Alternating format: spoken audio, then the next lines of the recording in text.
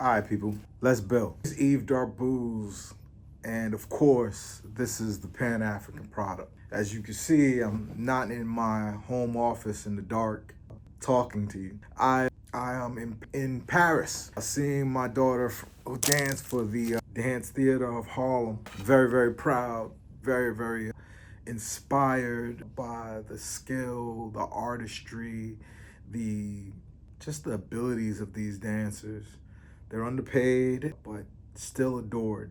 Little girl sitting in front of me was crying, like bawling tears of, like, I just want to be like her, you know? And for a little girl, I could see why a ballerina is someone you would look up to, and I'm glad my daughter has risen to that status to be able to do what she does on stage and inspire young women, young girls, and young boys too. So I'm here and we're stranded. We were supposed to leave yesterday and we were trying to make the best of it. We're already on this side of the earth. Let's go to Africa. Let's drop in. Let's visit one of our comrades. And a war broke out. The airspace between here and where we were going, I don't like to share where I go when I'm in Africa.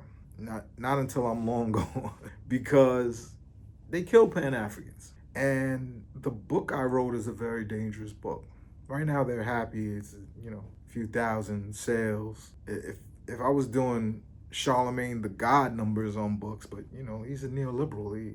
They're going to promote that. My book is a revolutionary tone. It is an instruction manual, not to justify Pan-Africanism, not to test the ideologies of Pan-Africanism, to actually execute. That's what we're doing in on this channel. And what you're seeing with this war of Iraq is three things Africans need to be paying attention to. One, when they are desperate, they will empty the storehouses of weapons to try to win. Venezuela, that was a part of this. They needed a way to fuel this machine. And Venezuela's oil is going to do that. The American ethos is one that you would think you'd find in hell. It's not something that you want to be a part of. When you strip it down, when you take away the CNN gloss off of it, you're dealing with evil. There's no two ways about it. They sent their Mossad agents around the world collecting compromise on, collecting blackmail. I hate blackmail. I was so happy to learn the word compliment. But this is the ball game. Africans, I love you, but you're not Iran. I just saw the King Darius exhibit at the Louvre while I've been here in Paris. I'm looking at Darius and his horde that conquered the entire world, except the part they didn't know about. He's on par with Alexander the Great, but because he's brown, they don't talk about him as much. This war, Africans must know and watch. What are their methods? How depraved will they go? And when are they coming for us? Like, that's not even all the questions that I have for this episode. It is an amazing thing to watch, to see the media lie and make stuff up.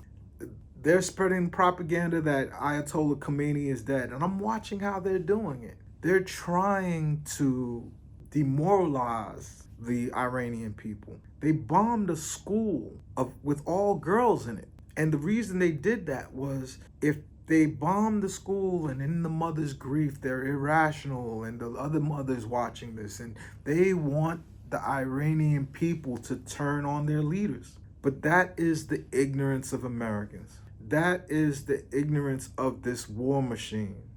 That without this war, they can't survive. This, again, you hear me say this all the time, but this is a country that is $38 trillion in debt. They can't make that appear from just printing it. They have to steal. And the media is complicit. which is the second thing, right? The first thing, they will do anything. They don't feel remorse. They don't feel sad. They'll now never be upset. The second thing is the media will prestidigitate reality.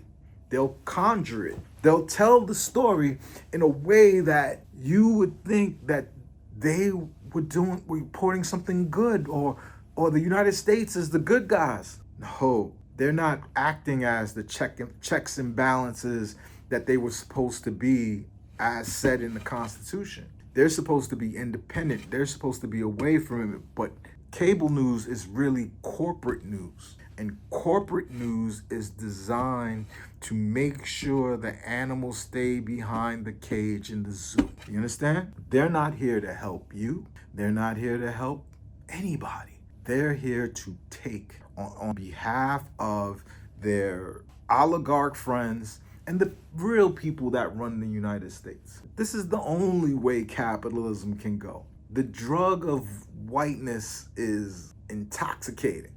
Even the black people that get close to it and start to feel kind of white, you know what I mean? They get drunk on that shit. It's like, this white thing is so cool. The war is telling us a third thing. If they win or if they lose, Africa is next. Africa has to be next. Why? The resources. You understand? It's not just something that was written in my book. Africans are wealthy because Africa is wealthy.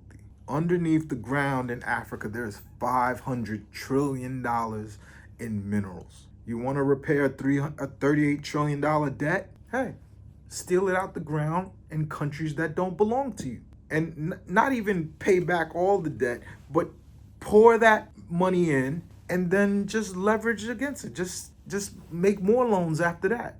Go 100 million in debt, 100 trillion in debt rather. So if we're not watching this with a mindful eye, and you know what, the Christian Africans that support Trump, they're not real Christians. I try never to say animosity on this channel towards any African, because my role and my job is to design systems that push us together. If my content rips us apart, then I'm not doing my job. I'm not accomplishing the goal that I set out. But still, I recognize the blockers. I recognize the mental work that's being done on people. The religion is, especially the evangelical kind of freestyle religion, where the pastor doesn't even have a theological degree. He just shows up on the scene and puts on a good show, and next thing you know, he's smelling people's butts to get to see if Satan's in there. Africa has some of the most egregious forms of this, but the worst part now is the Christians are calling on Trump to come save Africa.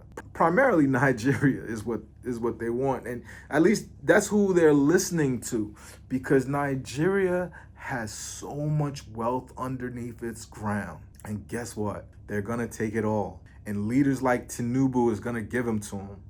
And while you squabble with religion and whatever mythology you believe in, you'll have that fight going on. Then you'll have tribal fights going on. And guess what? No tribe will never do to you what the American government is gonna do to you. They don't even see you as human. They think you're just some primitive with a Bible in your hand. That's not moving you forward. That's not making your country better or saving your Christian people. Calling for the devil himself, a rapist, a pedophile, a man who took his billions and bought a teenager beauty pageant and told everyone, I could just walk in the locker room while the girls are naked. I run this, it's mine. His words. And this is the person that once you're calling to save your Christianity, you aren't saving Christianity, you're proving it's a myth.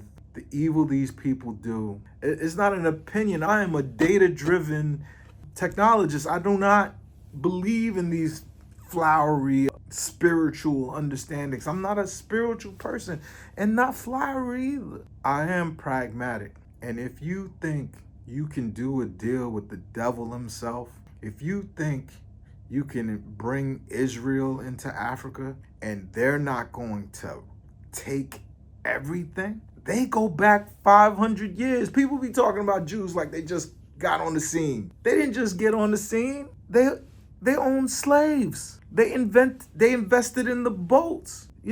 Cecil Rhodes. Why do you think South Africans love Israelis? They're colonists. They love going around taking people's stuff. And Israel is planning greater Israel. They are going to make Egypt a part of that greater Israel vision. That's what this is all about. They want to take the Strait of Hormuz, which has the pathway for all the products on shipping.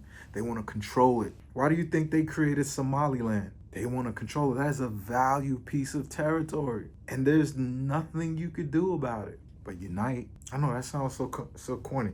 Maybe it's because I used to hear that song on the radio all the time. UNIT. Shout out to Queen Latifah. What a legend. Africans, you can't be watching these things and think the best thing you could do is splinter more. That the way you're going to protect yourself from this evil is to join up with them. They think you're 3/5 a human being. You're Goyim. They hate you more because you're Christian than because you're Black African. More because you're Muslim than because you're Black African. The Black African part just proves you're inferior. If you have no vision to see this isn't the way forward, then you're a fool. You're a fool. If you're watching what's happening in Iran, this vendetta that they've had since the Ayatollah took out the Shah, the country that's supposed to be spreading so much democracy is not spreading democracy.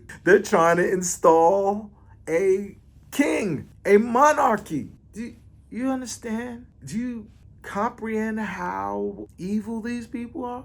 Do you calculate how soon this is going to happen? Right now, Africans should be doing one thing: strategizing, finding out who that vanguard is. That's one of the Marx things that I don't like. It's like, oh, because we are at the top, we're the vanguard. Who are the men with vision? Who are the men who see this and understand that we must change? The times must change. Our tactics must change. Our mentality must change. We must fortify ourselves with a greater spirituality. I don't care what your religion is. I will create a Pan-African state to protect everyone's religion. However, the land, the wealth, the minerals, the resources, the agriculture belongs to the Africans. Africa is for the Africans. That is our mindset. That is our central driver. That is what makes us who we are. Africans are wealthy because Africa is wealthy. It's not a hard explanation. It's not something to argue. It just is. If you can look at the events that happened today, all the airspaces that closed to make it where I couldn't leave to go to Africa, like they're not even in it. But that's how close we are to being next. That's how close the time is running out. Africans, you cannot be paying attention. And you need to be paying attention. You need to be calculating. You need to not think, oh, what would you do? Think what history tells you that they will do.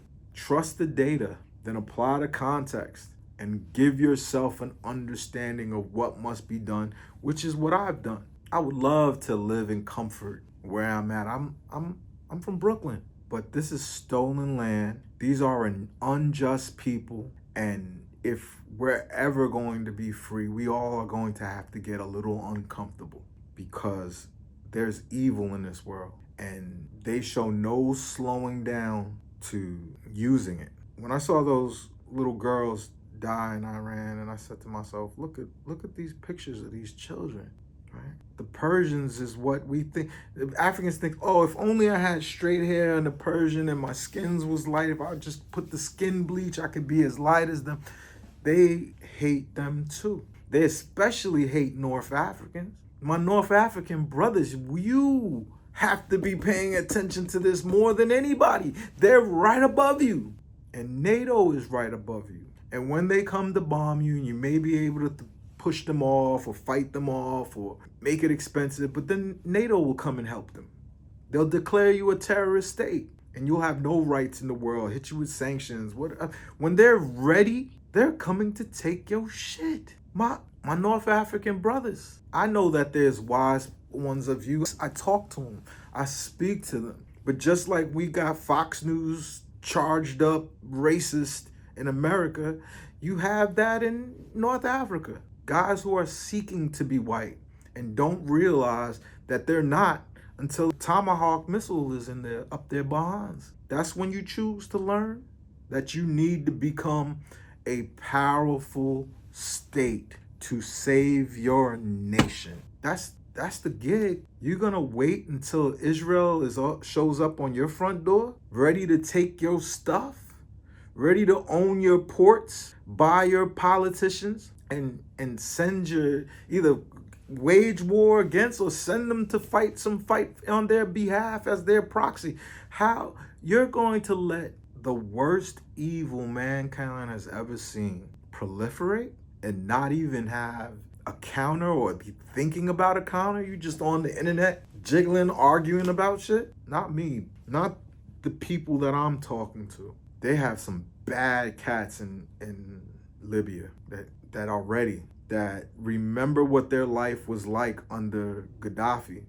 They have a scary government over them, but they're ready. If they knew we would come help them, they're ready. It's time. It's same thing. I have some bad Nigerian brothers. One in particular that I'm thinking about right now. Bad, ill. Just for my African brothers who don't recognize my old school hip hop slang, ill is a good thing. You can only smile and laugh at the pain. You can only laugh and smile when the world is in chaos. Because why let it hurt on the outside as much as it hurts on the inside? Africans, pay attention. Watch what's happening.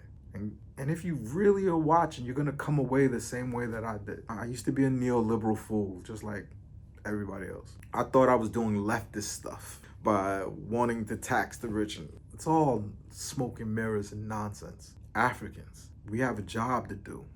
Not just for us, for everyone that will remember you after us, for your descendants, for your ancestors, for your present, the people who trust you to protect them. Are you ready to meet evil? Not the way we're currently situated, but if we can form a Pan-African state, which is what this YouTube channel is about, how, not why we should do it, or even what makes it right for us to do it. I don't have to do any of that work. You know why? Because Kwame Nkrumah did it and he was right. I am a Nkrumahist. That's what I am. I'm not a Marxist. I'm not a Stalinist. I'm definitely not a Trotskyite. I am an Nkrumahist. I see the tactical reasons on why we have to become a powerful Pan-African state. And if we don't, we're just going to feed our children to their meat grinder. That's the way this works. Weak countries grovel at the feet of strong ones, big, strong ones. The manifest destiny made America able to talk about sea to shining sea. Now they can do all kinds of evil around the world and no one can touch them. They're far away. The landmass is large. They made these states put their differences aside, whatever they may be, to stay one union in order to hold power. If they fracture, they would fracture again and then splinter, and you would have had 4 or 5 countries in North America. But they didn't do that. They won, they united, and they spread all the way to Hawaii. Why is that important? Because it gives them power. I want to give you power, Africans. That's what I'm here for. That's why I do this. I've been slacking on my Mac, and I know that, but I've been traveling. I've been on a world tour with Muhammad, my man. And I will be going to Africa again in next month. It's sad that I'm not going to be able to go now because the people we should be thinking about protecting ourselves from is causing chaos in the world. And right now would be a good time for us to get together and plan. While they're kind of reeling and having to fight this country called Iran, they are going to be tired. They're gonna have to take a little break. Not a long one. You see how they're going from one war to the next thing, down, boom, boom, boom, boom, boom. Just war, war, war. America in its whole existence has only been out of war 18 years. You have to know that. You have to understand what this thing is, right? I like the kumbaya. I like going and seeing the African dance and feeling the vibes and just the sun on my skin. It feels like I found my natural habitat every time I go. But the reality is none of that is sustainable while you're weak, while your governments can't hold elections that are worth a damn, while you are at the beck and call of men that don't like you and that don't care about anything you talking about. It's a dangerous times, Africa. Seeing the people in the airport scrambling. Why can't we go? What's going on? We had an early morning flight and they hadn't really announced it yet in America. And I'm in Paris, so I'm 5 hours ahead of what I typically am. And it was the middle of the night when they did it. Just think about this. The Iranians were negotiating with the United States when Israel came in and bombed. Sneak attack, right? Like, that's cowardly. That's dishonorable. But that's the Zionists. This is who they are. This is what they do. You understand? This is a group of people who used to go to Iraq and blow up temples. Not Muslim temples. That's a mosque. I'm talking about Jewish temples. I'm talking about Jewish restaurants, bars. They throw a stick of dynamite through the window and then say, oh, it's anti-Semitism. The only place you'll be safe is if you come home to Israel. People who will do that will do anything. And these particular people who will do anything have nuclear bombs. They have the United States' entire government wired. All of them are under compromise. The United States president is blackmailed. If you know that, why would you stay? Why don't you have the audacity of mind to leave? You don't even like watching it. That's the other thing. Every time I'm trying to talk to Africans about geopolitics, it's like, oh no, the water, no, I can't, it's not real. They don't like talking about geopolitics. Do you think that's natural? Or do you think that's something that was beat into us? 500 years of data, and you're still not getting prepared. Some of the greatest militaries have lived on the African continent. That's a real thing. But they should be taking their advice and the cautionary tale that is Iran, that is Lebanon, that is Syria. You can't trust them. They don't believe in treaties. They never keep promises. And what's worse is they feel the moral high ground, right? A moral high ground for doing what they do, that God ordained them to do it. And it is almost like a duty for them to deal with us, Goyim. A people who are taught that from birth are dangerous. To believe you are God's chosen in the real world, not in your home where you could practice any religion, or in your church, or even in your car. Like, be you, but don't make that political policy. Only evil can come out of that. It's unfortunate. It's sad. I hate to be that black guy that does that. Hey, I've got lots of Jewish friends, but I'm from Brooklyn. I've always been in talented and gifted classes. It was always competing with the Jewish kids. They're my friends. They used to cheat off my tests. You're a smart fucking goyim. I know. I could just look in their eyes when I won the spelling bee as a kid and coming off that stage, and I just remember those moms just giving me a dirty look, like I wasn't supposed to be able to do that. Pan-Africanism is designed to address a existential problem. Lumumba was right. Nkrumah was right. Sankara was right? And it's time for us to act like it. It's key. It's critical. It's existential. I'm going to go tuck it out. Wifey runs on batteries that I don't run on. But think about what I had said today. I was going to wait to get home and get back in my dungeon to make new content, but this is too important. It's way too important. My name is Eve Darbouz, and of course, this is the Pan-African product.